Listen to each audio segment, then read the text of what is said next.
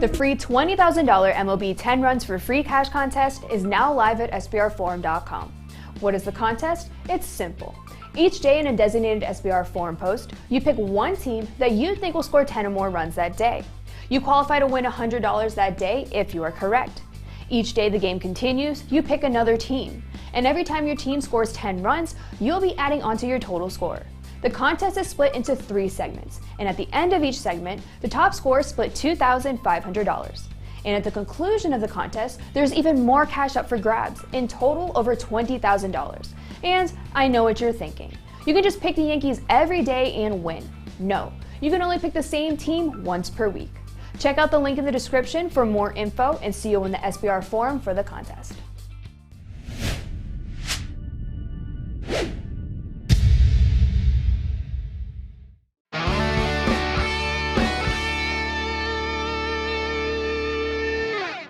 Folks, welcome into SportsbookReview.com. It is Friday, it's payday, and it's time to talk some Major League Baseball. Of course, you know the normal guys on the show here. Of course, every day we show up and give you what you need to put more money in your pocket.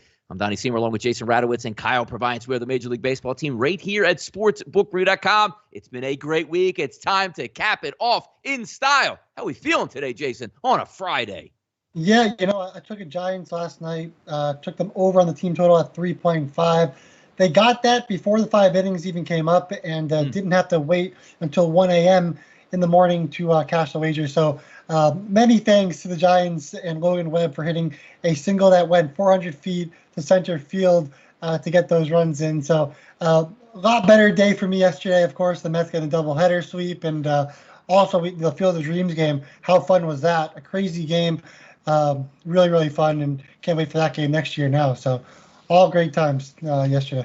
Yeah, it was fantastic. I mean, everything the Fox did was right yesterday. Put that game on center stage. No weather condition issues there. 8 home runs left the ballpark yesterday, obviously with a walk-off as well. I thought it was fantastic theater. Yesterday, my value menu wager play lost, but a nice plus 280 comes in on my odds boost, something that Kyle doesn't appreciate apparently. I appreciate it very much when they win, obviously.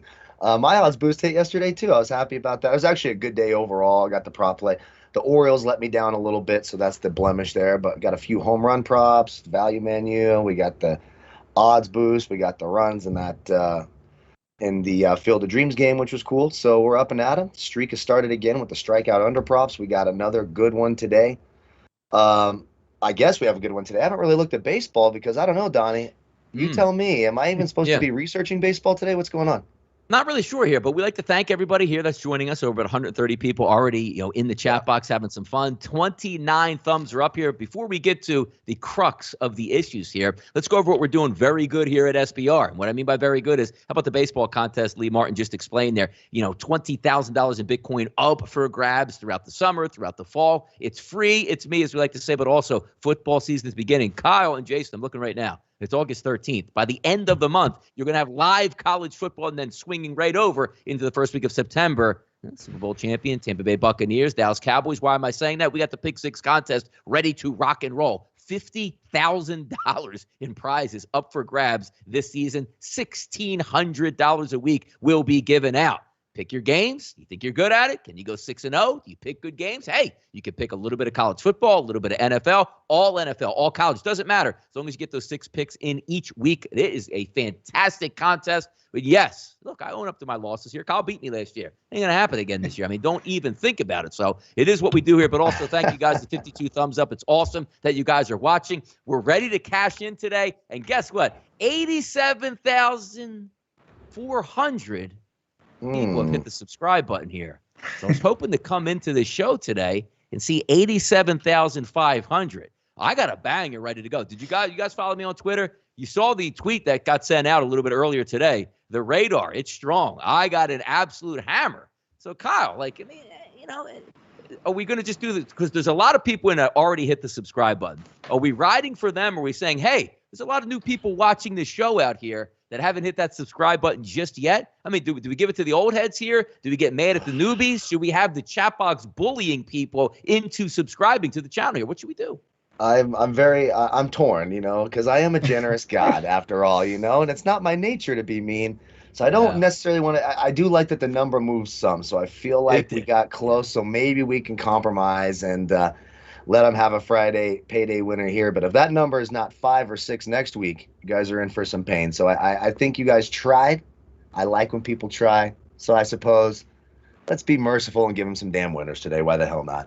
Yeah, exactly. I mean, I got a play of the day. I got a nice value play. Got a nice odds boost ready to rock and roll. So let's get into the show here and kick it off in style. Reds and the Philadelphia Phillies here live from the city of brotherly love. Molly's going to be on the mound versus Zach Wheeler. And all of a sudden, Zach Wheeler, a favorite to win the Cy Young here in the National League. They go off right now, minus 159 offshore. Pinnacle is a favorite, 168 here at the FanDuel Sportsbook in New Jersey. Take a look at some other with DraftKings 165, Bet365 165. So you get the gist of it. Right in that 160 to 170 range is what you're going to pay for a favorite for the Philadelphia Phillies. A total in this ball game at 8.5.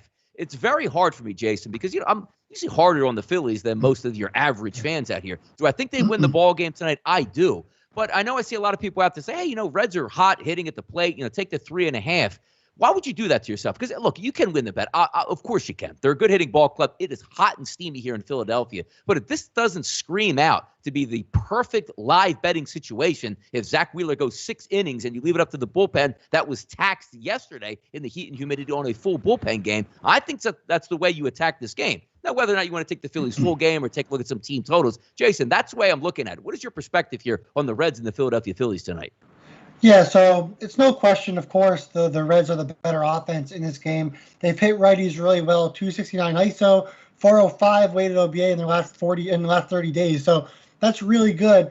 But you're going up against Zach Wheeler, one of the best pitchers in baseball, probably the best pitcher in baseball this year, at least the most consistent pitcher in baseball on the year, with a 2.42 ERA and has 181 strikeouts. That's first in the league with a whip of just .99. So Wheeler coming off a 9-inning performance where he allowed just 2 hits and no runs, 11 strikeouts, and just 1 walk. I mean, yeah, I don't know if I really want to bet against him, even knowing the Reds have the better lineup.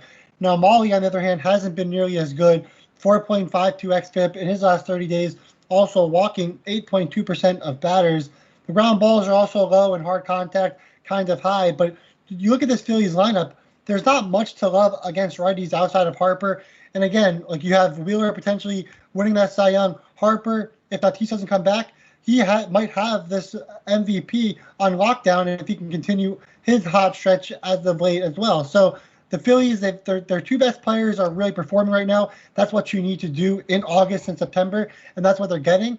Outside of those 2 guys, though, nobody else is really performing for the Phillies. But look, when you have Wheeler and Harper in a game for the Phillies, it's hard to bet against them anytime in August, September, especially.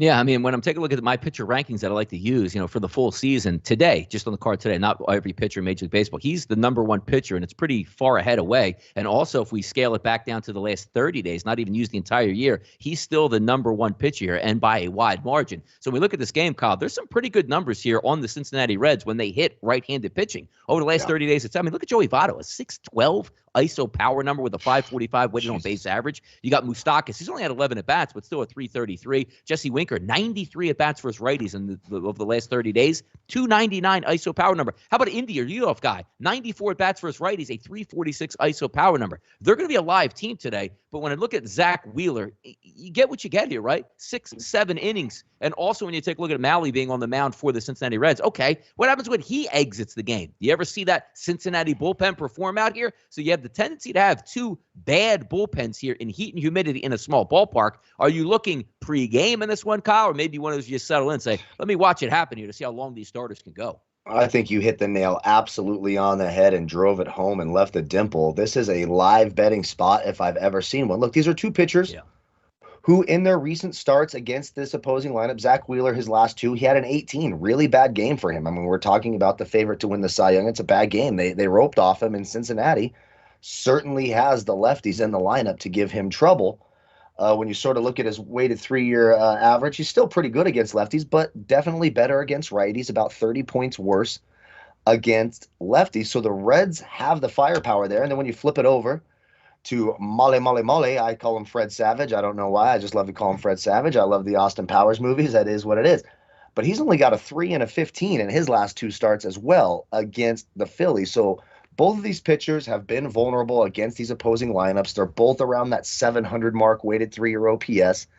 Pretty even there. I certainly give Wheeler the advantage, and then I would certainly give the Reds the advantage over the Phillies in terms of the lineup. So for me, you're right. This is a live betting spot. Two of the worst bullpens in baseball. Get these depressed numbers. I don't necessarily mind a first 5 under. The number's pretty low at 4, so you need it to be a low-scoring first 5, and that's certainly in the cards. I don't mind that at all. If you're looking for an underdog, of course the Reds are live dogs. The Reds are absolutely live dogs. Molly can absolutely pitch well against this lineup, and the Reds can hit any righty in baseball. It doesn't matter who it is. So the Reds, live dogs here. It would be a dog or pass situation for me. I would take the plus money on the Reds if I'm going to bet it. Me personally, I stayed away. Some people have asked, is this a nerfy spot? It could be. I will say it one more time. Oftentimes when you have those matchups where you see these pitching matchups where you can say, okay, these are two good pitchers, this should be a nerfy, you get those weird sort of outlier outcomes, a 2-run homer in the first inning. We've seen it happen to Scherzer how many times, and DeGrom how many times this year. So I'd be a little bit hesitant on that. I don't mind the under 4 in the first 5 innings, and if I'm going to take a side, I'm going to take the underdog, take the plus money, and take the Reds. Yeah, and also keep in mind, a lot of these new sports books, and each and every week, month, they're opening new avenues for you to bet. As I don't really pay attention to Fox Bet all that much in baseball season, but once football season comes around, I absolutely love it. But also just messing around watching the games, they're giving you team totals, live team totals into the 9th inning here, where basically if you score a run, which usually, let's just say a team has 5 runs, they'll give you 5.5, like plus 165 to score 1 run. And as I told you the other night, they gave those type of odds to you with a team throwing a positional player on the mound. So we always like to share that information. Maybe it helps you guys out there find a new book or try to get involved in some of the stuff that we talk about. But just interesting. And I think all of us are on the same page. Get these 2 starting pitchers out here. Get after those bullpens. You could have some fireworks. And again, one of the hottest days of the year in Philadelphia today. Keep that in mind. It's going to be hot. It's going to be humid. That ball is going to travel. And a couple good power hitters in the lineup today. Moving it on down here to the Dodgers and the Mets, as what Suge Knight used to say, welcome to death row. And the reason why I'm saying that is death row coming up there for the Mets. Can they survive it? Because it looks like a ton of some of the best teams in baseball over the next 2 weeks. And if we start looking at it today, the Dodgers, Mets, Urias versus McGill, 9s opened up at 9s, now 8s across the board. But a favorite here for the Dodgers. They opened up here, Jason, offshore at minus 140. They now sit at 154 at Pinnacle. Here in New Jersey, opened up at minus 146. They now sit at 162. And it's clear when you look, the Dodgers are a very good baseball team. Even when they have superstars like Justin Turner, Mookie Betts injured, you still look at the lineup and be like, my goodness, they just do damage up and down. The question, as always, Jason, will be, good pitcher on the mound, can the Mets hit? Because that always seems to be the crux of the argument. Now, they did hit against the Nationals, but it's a little bit different going up against good starting pitching and a good bullpen, Jason. How are you looking for your Mets today with the Dodgers? Yeah, this is going to be quite the 2-week stretch for the Mets going up against the Dodgers and the Giants these next 4 series. It's crazy, but, Urias is a lefty. The Mets likely will have Nimmo being the only lefty in the lineup in this game. The lineup's not out yet, so we don't know. But I'm assuming Nimmo will be the only lefty, and the rest will be all righties. I mean, that does give a bit of an advantage to the Mets, but is it going to be enough? Can they continue to hit the way they did against the Nationals, against the Dodgers? Yeah, it's going to be a little bit tricky. But having those righties against the lefty, that helps because Urias has been really good this year. And, of course, McGill, coming off 2 pretty poor starts, allowed 4 runs in each of those last 2 games against Miami and Philly. Now going up against the Dodgers, and that lineup, I mean, from top to bottom is just really, really good. Even Billy McKinney at the bottom of the lineup, he already played for the Mets this year, so he knows a little bit about the Mets. Maybe not McGill, but, I mean, he's seen some of that pitching before and what their tendencies are as well. So when you have A.J. Pollock batting 7th and Bellinger batting 6th and Taylor batting 5th and Seager batting 4th, I mean, it's just ridiculous, right? The Dodgers lineup, not even fully healthy without the other Turner, without Mookie Betts in there, they still look like an all-star lineup. So that's really what it comes down to. Of course, the Dodgers have a better lineup. McGill's looked pretty bad in his last 2 starts. Can he turn it around to how he pitched in July? In July, he had a 1.04 ERA. Can he do that against the Dodgers? Probably not. So I'd stick with the Dodgers here, but if there's going to be any game the Mets can win in this series, it will be that first game. But the Dodgers have to go to New York for this first game from Los Angeles. This would be the one game that they could probably end up maybe winning late in the game, but I wouldn't really bank on it either.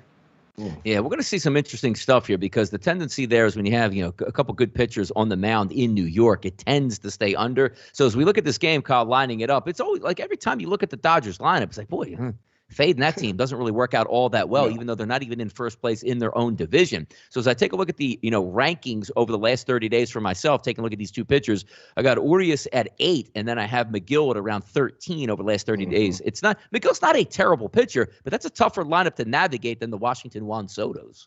Yeah, 100%. And I guess my question would be, if the Mets are going to try to go with this right-handed stacked type of lineup, who's filling in for the Confortos and the Smiths and the McNeils? These can't be good players. I mean, these have to be absolute dog shit, right? I'm asking Jason because I don't know what this roster. So you have Brandon Drury. This is one guy that's been like red hot off the bench for the Mets.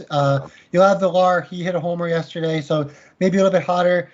This is also based on Baez potentially coming back from injury, so we don't know if he'll be back, but of course he does have power against lefties. Sure.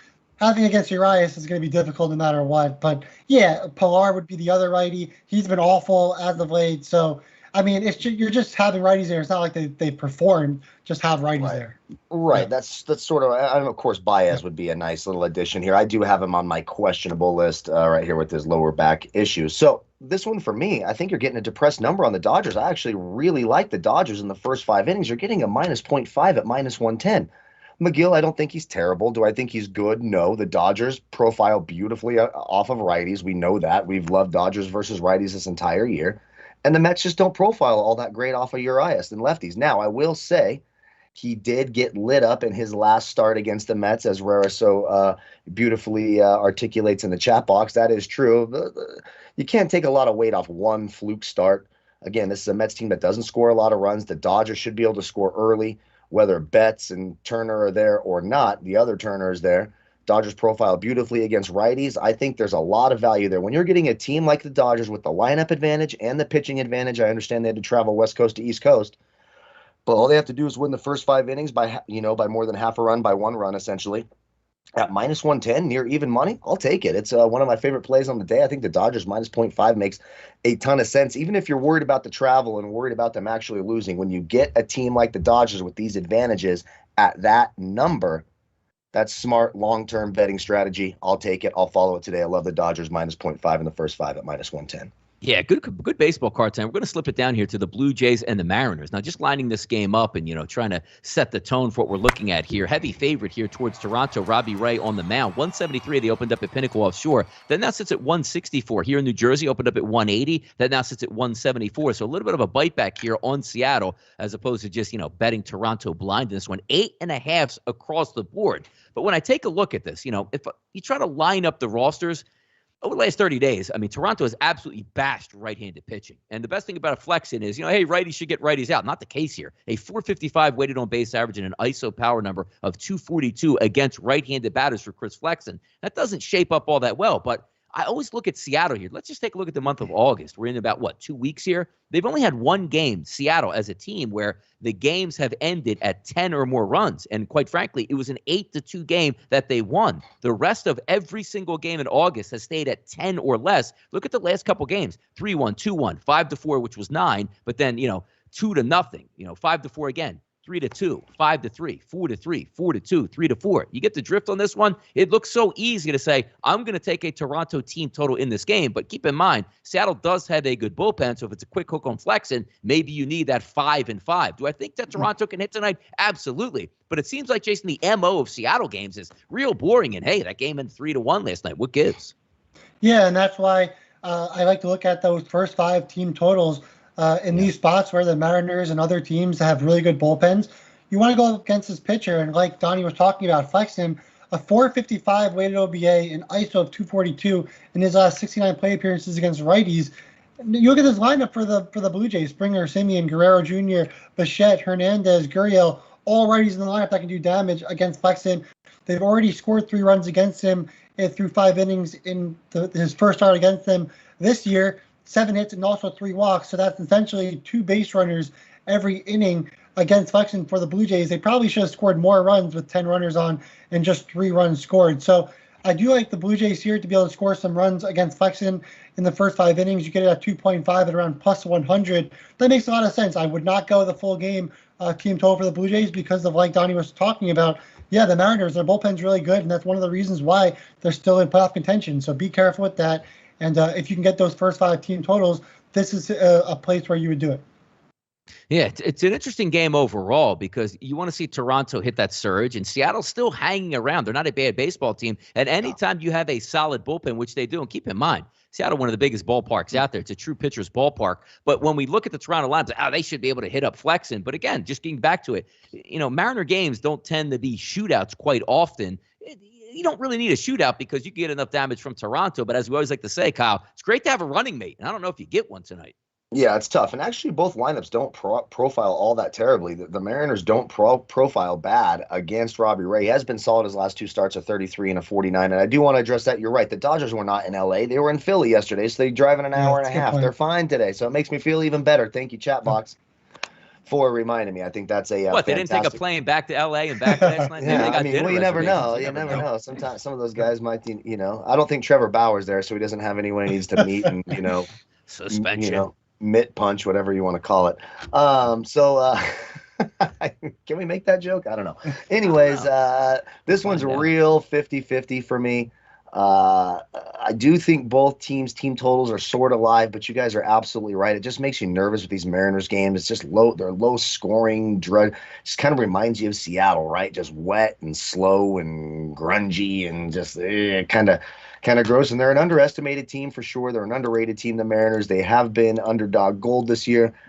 If I was going to bet this one, I would say minus 0.5 in the first 5 for the Blue Jays at minus 125.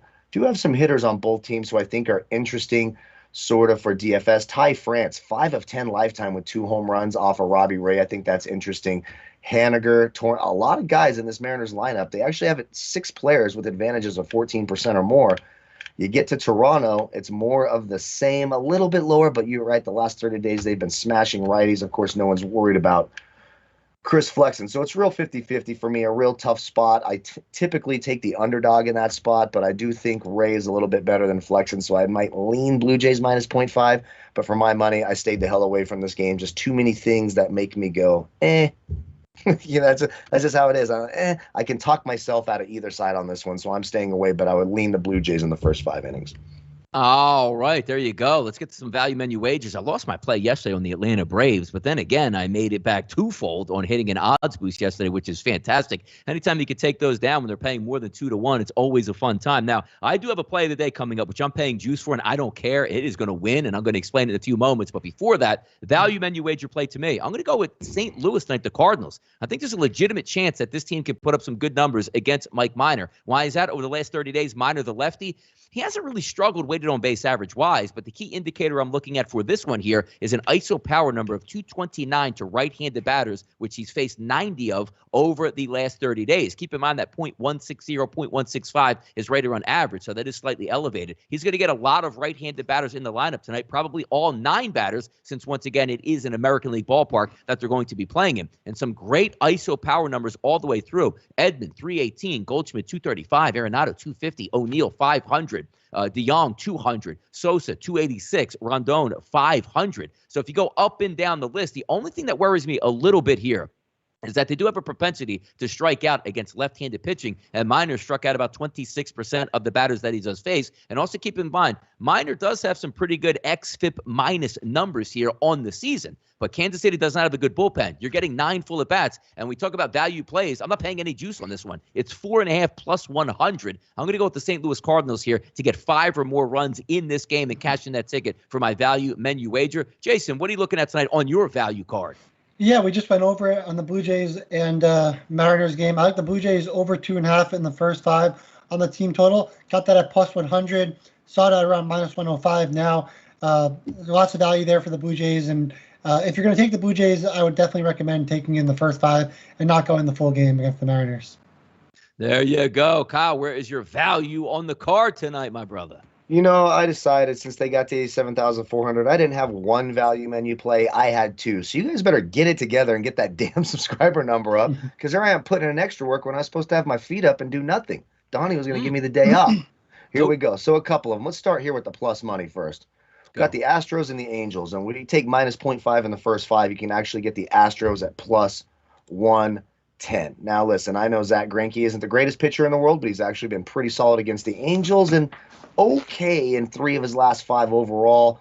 And 4 of his last 5 against the Angels, 31 or more fantasy points. On the other side, you've got Patrick Sandoval, who has been good over the last 30, 60 days. He has not been all that bad. However, in his last 5 starts against Houston, nothing more than 16 fantasy points. We've got -3 and -4 in his last 2. 3 in the one before that, a 0 and a 16. It's the 3rd highest weighted OPS on the card today, the Astros versus Patrick Sandoval. Plus 110. I'm getting plus money on the Astros over an Angels lineup. Like, look, I know it's Greinke, but who's scaring you in this Angels lineup? I mean, outside of Justin Upton in 39 at-bats, he has hit 4 home runs off of Greinke, so I don't mind a little home run prop there. But what are we scared of? Okay, Ohtani, get it. And then it's Fletcher, Joe Adele. Who the hell is Joe Adele? Phil Gosselin. Adam you watched the shows last year, Kyle, with me and Joe Adele. Yeah, going at it quite a bit. Jack Mayfield.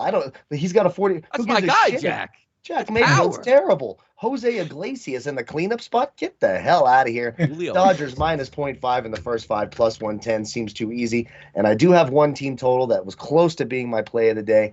I like it an awful lot today. It's the highest weighted 3-year OPS pitcher versus lineup. Tyler Alexander for the Tigers, the lefty, going up against the Cleveland Indians / Guardians, a weighted 919 3-year OPS.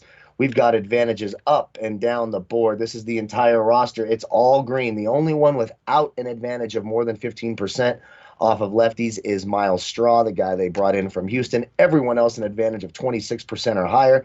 Franmil Ramirez and Franmil Reyes, Jose Ramirez, both live for home run props. Love this Indians lineup. The team total over 4.5 at minus 120, I think makes a ton of sense. So throw those Indians on the value menu. And for that matter, the strikeout prop today, Patrick Sandoval, we talked about it. Under 6.5 strikeouts, it's at minus 155 over at BetMGM. The Astros strike out fewer than any team in the league. Sandoval's last 4 starts against the Astros, he's registered a total of 4 strikeouts. I like that under 6.5 strikeout prop quite easily. Not bad for a retired lifeguard there, giving up the value menu wager plays right now. So it is what it is. Yep. Let's get some odds boost out here. Cashing in tickets yesterday. Thank you very much to a 3-player hit prop parlay, which cashed in for me at plus 280. I'm going to go back to the well again. I'm going to keep it at Fox Bet here. I'm going to go Soto, Bogarts, and Olsen. Each should get a base hit or more, which is boosted from plus 175 up to 225. I get 3 legitimate hitters here, probably getting 5 at-bats out of each of them. Give me 1 base hit per team, or seriously, per player. I'm going to cash in a nice plus 225. That's where I'm going for my odds boost. Jason, what are you looking at today for your odds boost? Yeah, on William Hill, there's Goldschmidt to get a home run and the Cardinals to win, boosted to plus 425.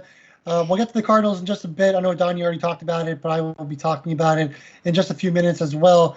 And I like the Cardinals, and Goldschmidt already has a home run against Minor just 5 days ago, or maybe 6 days ago. So why can't he do it again, right? Why can't he? You can't leave us hanging like that, Jason. I didn't know you were ending your sentence right there. What is that? I guess COVID. If he gets COVID, he can't get it. That's true. Let's knock on wood. Yeah. Kyle, it's Friday. He's going to give out an odds, but even though he likes he doesn't really like winning them. He'll give them out. So go ahead, Kyle. What you got? You know how to. I mean, I'm tempted this Miguel Cabrera to get his 500th home run now that they're at home. Yeah. You know they're going to be trying to get him that. So that is something just to keep. It's boosted from 450 to 575. Like, you got to think he's going to do it in this homestand. So that's something I'd keep an eye on each time. Someone somewhere is going to lob one up and let this guy hit it. It's funny. I actually play MLB The Show, and I was pitching to Miguel Cabrera. His speed rating on the game is 0. I swear to God, they have him rated as 0 speed. Miguel Cabrera. It's kind of messed up for a guy like that. But the one I like the best today is I'm going to go back to that Dodgers-Mets game. Tyler McGill, his weighted OPS against lefties at 956. He gets smashed by lefties. Max Muncy to record 1+ RBIs boosted from 150 to 170. Over here at DraftKings, I will take it. Plus 170, Max Muncy, 38% advantage facing a terrible righty, especially against lefties. Give me that 1 RBI in the Dodgers-Mets game at plus 170. All right, let's get to it right now. Best bets on the Major League Baseball board for a Friday. It is payday, and it's time to get after it right now. I'm going to be in play today, and let me pull up my trusty ledger right here. Yep, where I keep track of every single bet I have. Yeah, it says 35-13. We're going to get winner number 36 tonight, no doubt about it. And I'm going to pay a little bit of juice for it, even though I think we're going to get a lot of runs in this game. I'm going to take this one at 4.5 at -160 at BetMGM. Who am I taking? The Milwaukee Brewers as they head and take on the Pittsburgh Pirates. Why is that? Simple.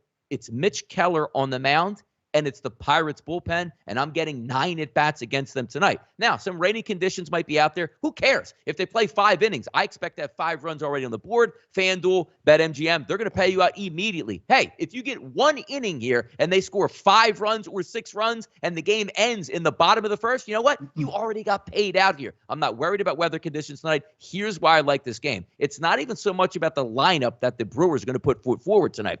Adames, 292, ISO power number versus righties over the last month.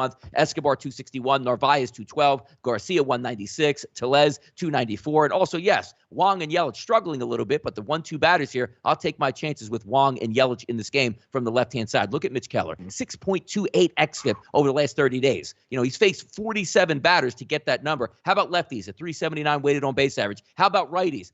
506. So when we take a look at the numbers that I love to use, xFIP minus, let's take a look over the last 30 days here in Major League Baseball. I have 26 eligible pitchers today that I rated. Mitch Keller is 25th out of those, a 133 xFIP minus number. And as we said, the high xFIP over the last month, Sierra number at 5.25. Those are disastrous. So, hey, maybe he's just having a bad month. No, he's having a bad year. If I rank 28 pitchers for a full season here that are starting today, he's number 28 overall. So say, okay, Donnie, what happens when he leaves the game? Good question that I asked that, because when I take a look at the last 2 weeks, bullpens in baseball, I don't care what your bullpen did before the trading deadline. I'm looking post-deadline. You have 30 teams in Major League Baseball. Pittsburgh is 28th, a 126 xFIP minus combined for the bullpen. 6.65 ERA over the last 2 weeks, a 4.84 Sierra, which includes an xFIP again at that 5.31 number. This is a disaster baseball team, not trying. I get a full 9 at-bats.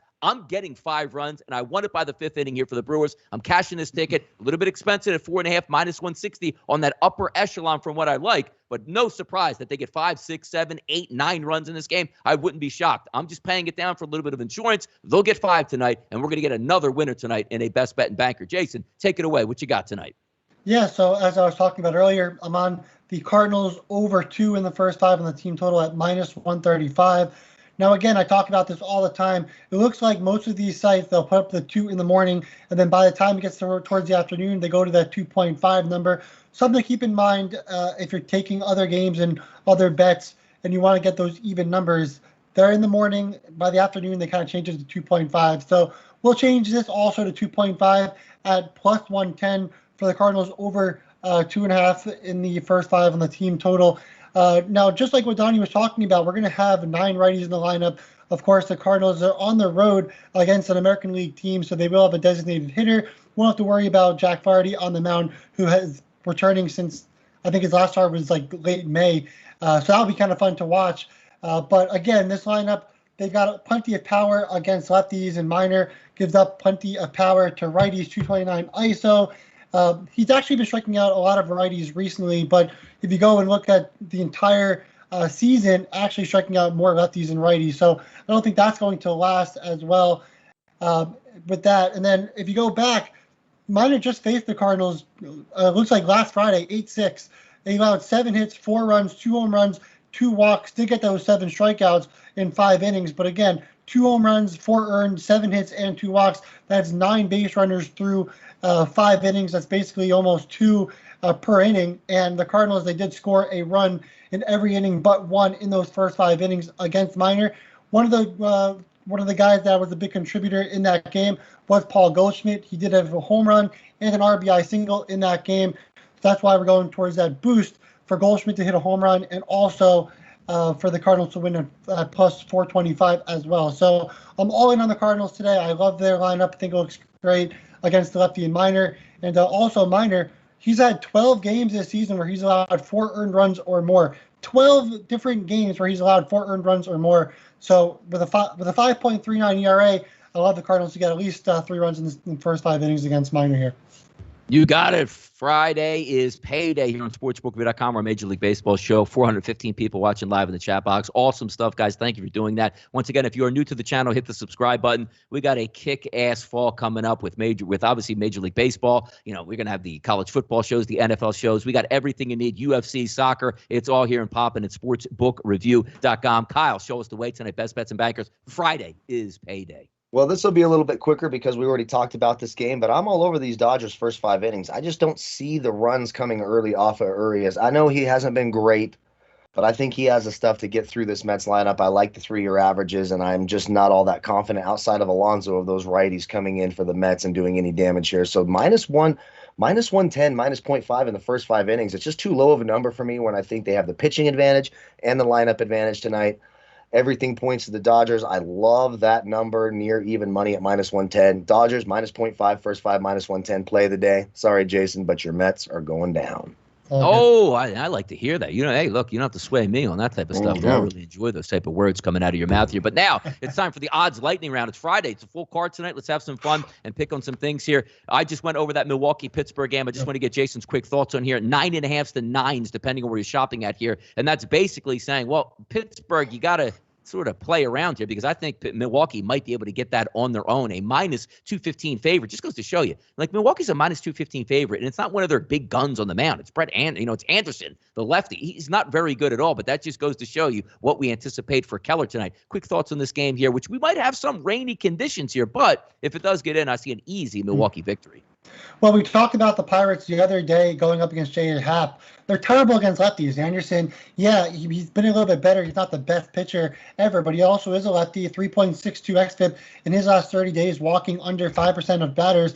I mean, outside of Park and Moran's back in the lineup, outside of those two guys, what is this lineup? It's nothing. The Pirates lineup is horrible, and they're going up against another lefty, and good luck. So with an ISO of .045 and a weighted OBA of 255, it's going to be hard for Pittsburgh to score any kind of runs in this game. But Milwaukee, like you said, going up against Keller, I mean, he's been horrible all season long. 6.28 xFIP, striking out under 13% of batters, walking 8.5% of batters.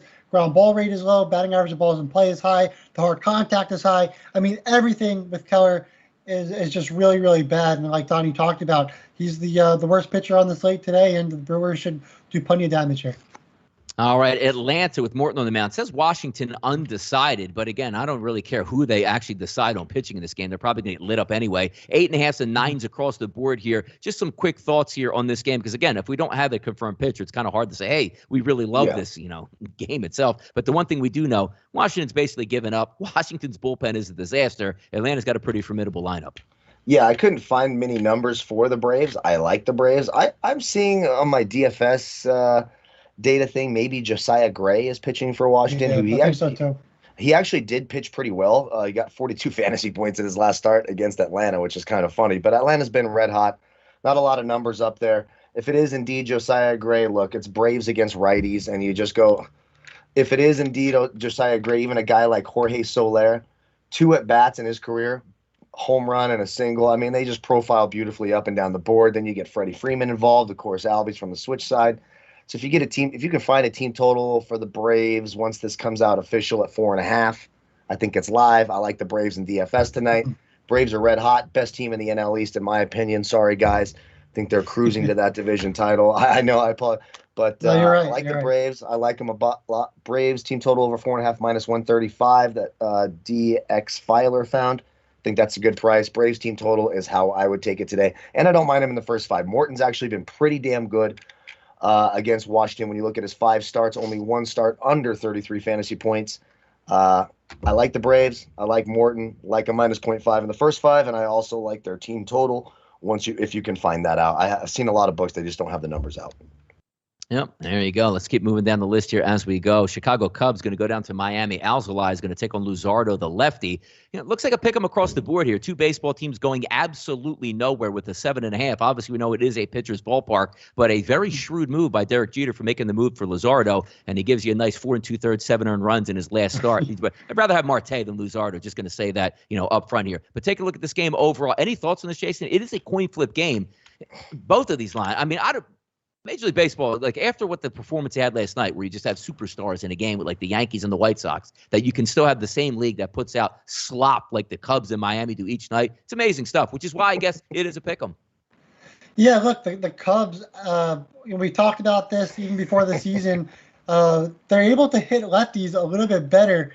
You have a lineup that has an ISO of 239, weighted OBA of 328. I mean, they're striking out at a high rate against lefties, but I mean, all of these guys really haven't had a high amount of plate appearances against lefties to begin with. But like you talked about, Luzardo hasn't been great since coming back into the MLB. Wasn't great before he left the MLB either.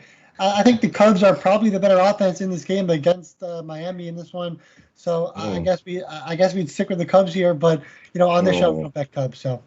I mean, brutal. I mean, just a brutal game overall here. And I guess we'll go to another brutal type of game as well, but you might find some advantages here with Alexander, the lefty, on the mound here, Kyle. Cleveland and Detroit, Plesac versus Alexander. Across the board, we got 9s to 9.5s, a slight favorite here for Cleveland. Now, I know where you're going on this game, and I think it does make sense. The Cleveland lineup doesn't look all that great, but then again, sometimes when you take a look at bad pitchers on the mound, sometimes the matchup really doesn't matter. Cleveland's going to get a full 9 at-bats. Detroit, as we know, not a great bullpen and not a good pitcher at all on the mound here tonight. Yeah, exactly. Now, he's had one good start, and it was his last start against Cleveland. I'll give him that. He got 34 fantasy points. Congratulations, Tyler Alexander.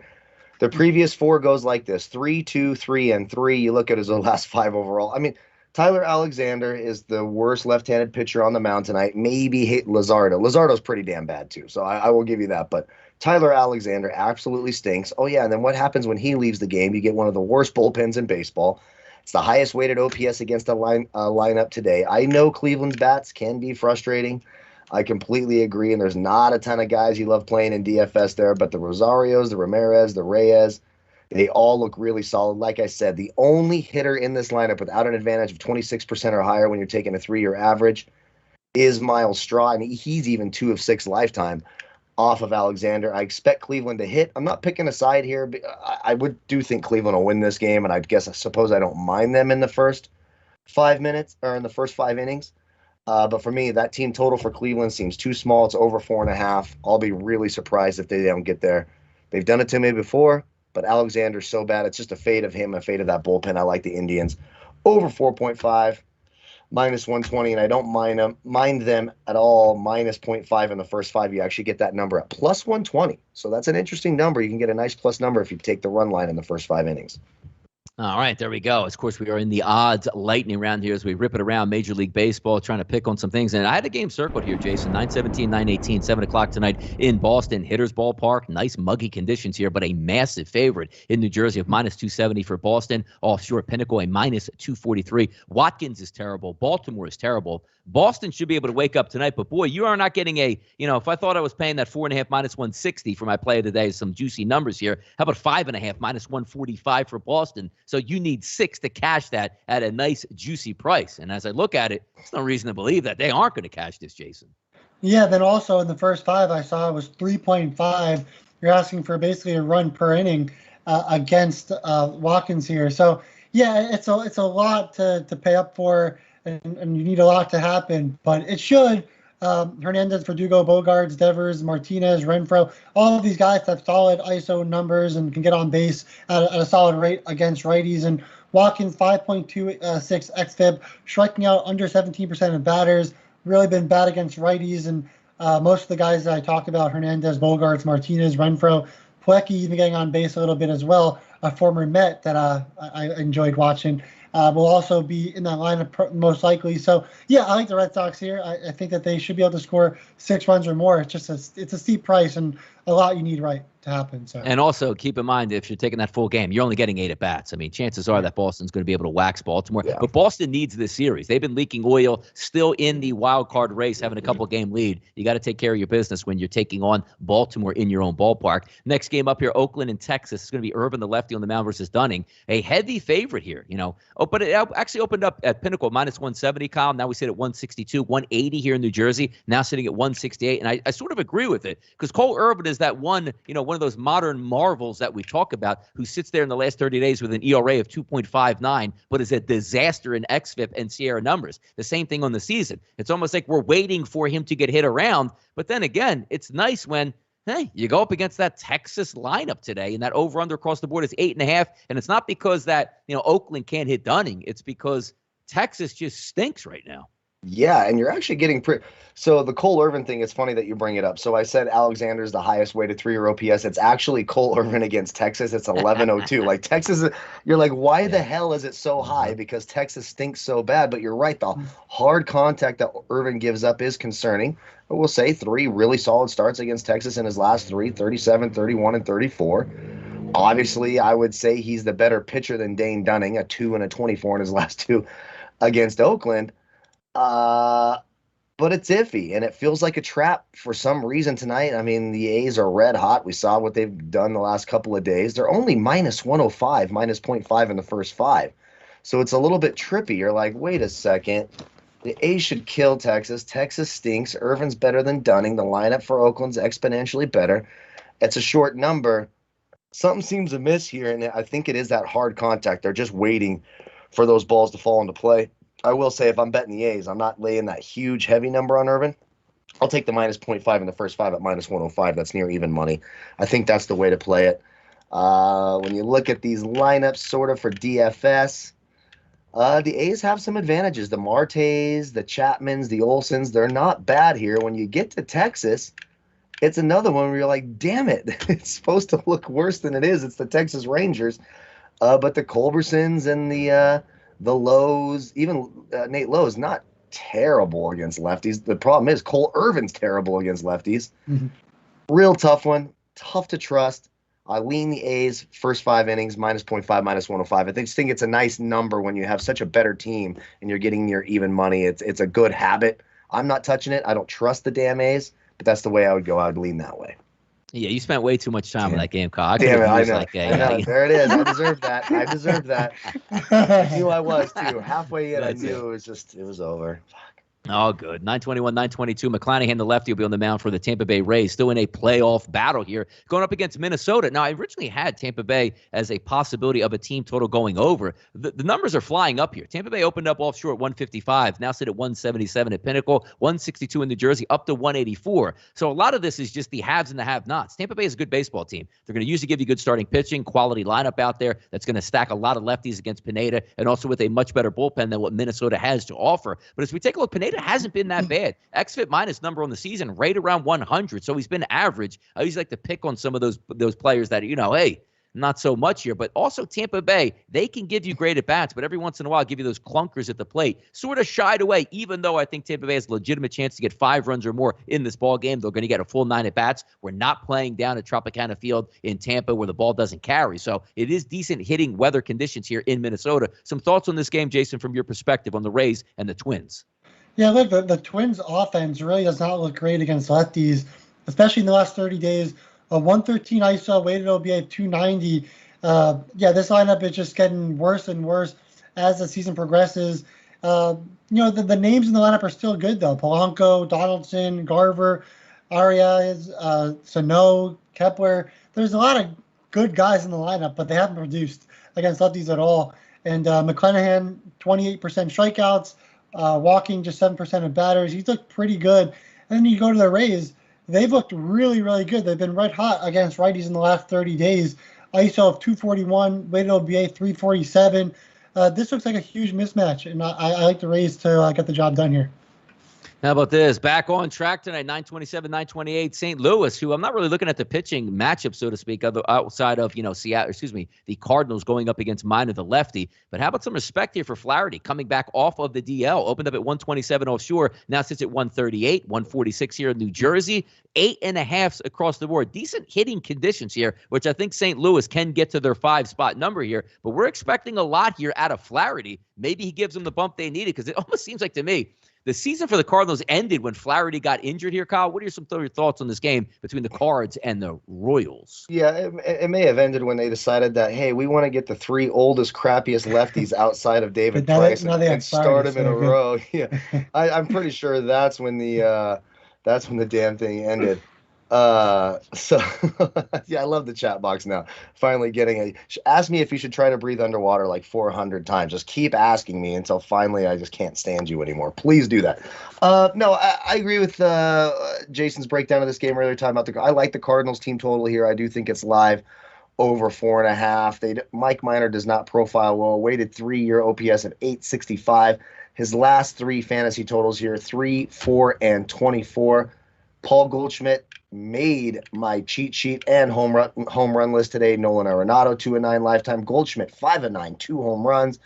The DeYoungs, the Baders, all of the righties in this Cardinals lineup, all the way to Yadier Molina, profile beautifully. The Cardinals should score runs here. I would lean the Cardinals in the first 5 and the full game. And I also, the one concern there, of course, is, yes, how long will Flaherty go and what kind of bullpen arms will they bring out to relieve him? So that's why I'm not touching that. Cardinals team total over 4.5 makes a ton of sense. I think they get there relatively easy tonight, and I don't mind the Cardinals in DFS. Yeah, we don't like unders around these parts here, but 923, 924. Greinke on the mound is not a great pitcher, but then again, going up on a lineup that's projected not to have Ohtani in it. And Sandoval, you say, hey, you could probably lump this guy up. He's been nothing short of sensational weighted on base average between lefties and righties, at least over the last 30 days. 9s across the board. And take a look at this, and I agree with this. Houston opens up minus 147 offshore, and now sits 127. Here in New Jersey, 154, now sits 132. Look at that. Once a dominant force in baseball, Zach Greinke sort of getting faded a little bit today, but also a good pitcher on the mound in Sandoval, the lefty, but also a team in Houston that doesn't really hit lefties all that well, Jason. Yeah, Houston earlier on in the season they did. They were one of the top teams against lefties, but most recently, outside of Alvarez and Diaz, the entire lineup has really struggled against lefties. An ISO 180 and weighted OBA of just 305. For a first-place team like the Astros against lefty, that's pretty bad.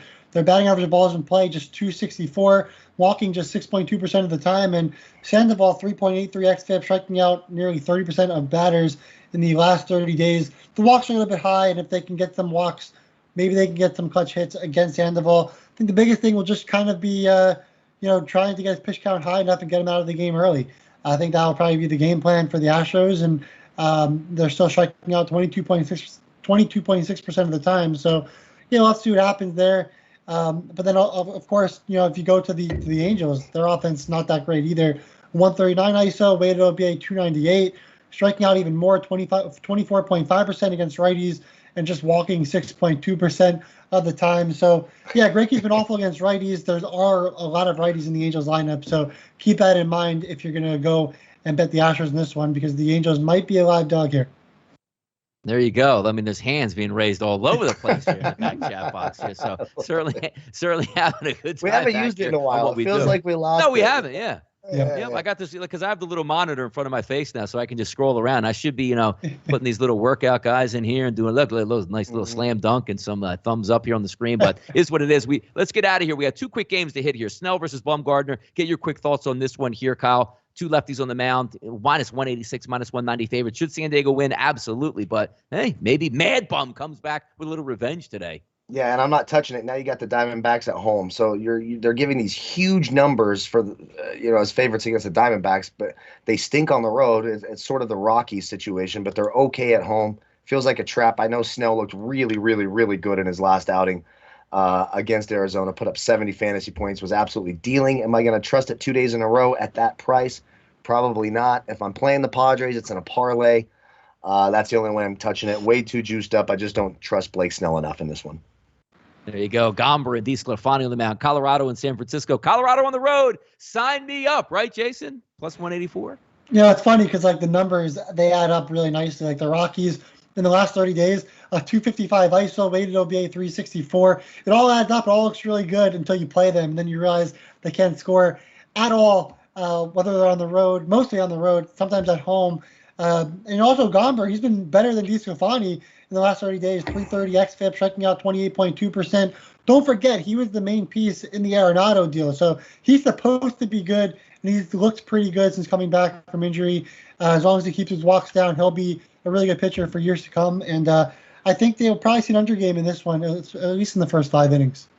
really good for years to come. Something you don't really hear them say much about Kyle here, but it is what it is. So we are going to clear the bases before we get out of here on a Friday edition of the Major League Baseball show right here on sportsbook.com. I'm feeling good about the plays tonight that we have out there. Yeah. The odds boost, the value, the plays of the day. We usually come up big on Friday nights. Expect nothing less tonight. So thank you guys for tuning into the show. Well over 400 watching throughout the entire show. Hope you guys have a great weekend. I'm Donnie RightSide for Jason Radowitz and Kyle Purviance. We are the sportsbookreview.com Major League Baseball team. Good luck on those wagers over the weekend.